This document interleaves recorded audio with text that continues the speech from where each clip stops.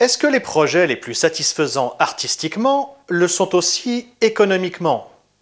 Et vice-versa? Racontez-nous un peu, allez, action!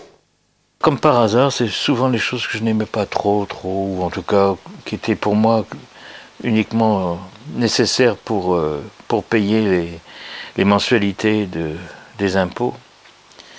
Et de temps en temps, ça fonctionnait. Je pense à une chanson comme Dire la Dada, par exemple. Mais cette chanson m'a rapporté pas beaucoup d'argent. Papy fait de la résistance m'a rapporté beaucoup d'argent. Mais j'aime bien ce film, je trouve réussi, drôle. Mais c'est vrai que c'est pas du tout, c'est pas le genre de cinéma que j'aime. C'est pas du tout le genre de cinéma que j'aime.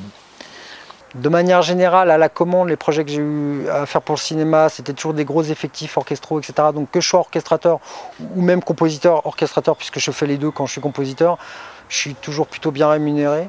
Donc voilà, ce projet-là, économiquement, c'est bien.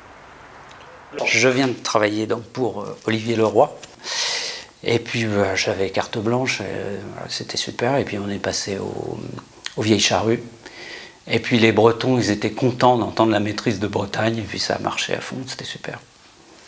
Donc les plus rentables, c'est quand même la publicité, il faut dire ce qui est. Et puis sinon, j'ai fait quelques musiques pour des dessins animés, c'était assez profitable, oui. Au départ, ça ne devait pas être si long.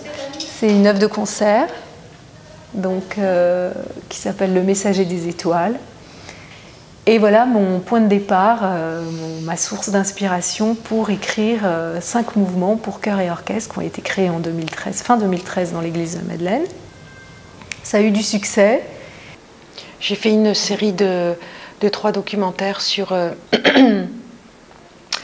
sur la participation de la France pendant la guerre et les camps de concentration qu'il y a eu en France. Et j'étais très fière de pouvoir participer à cet ensemble de documentaires. J'étais vraiment contente de la musique que j'ai faite parce que c'était particulièrement délicat.